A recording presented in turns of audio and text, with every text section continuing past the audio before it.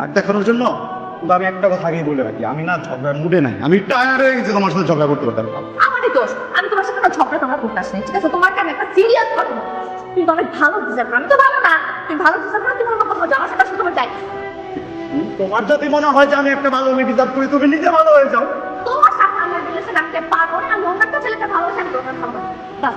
যা যা যা যা। এরকম বহুবার গেছো, টাকা কিনলে গা হাইটা হাইটা গেছে, তার দৌড়ে যা। ভালোবাসা কি পাইকারি বিক্রি হইতেছে? আগেই মনে সত্তর ভেজাল আসছে। ওই পোলার লোকে ফোন, ওই পোলার লোকে ফোন করছে না, আমি কোনো বাসে রেখে আমি মায়ের বাসায় গিয়ে ফোন দেবো। তুই যা, তুই কি যাবে? আমি তো না যাবো বাসায়।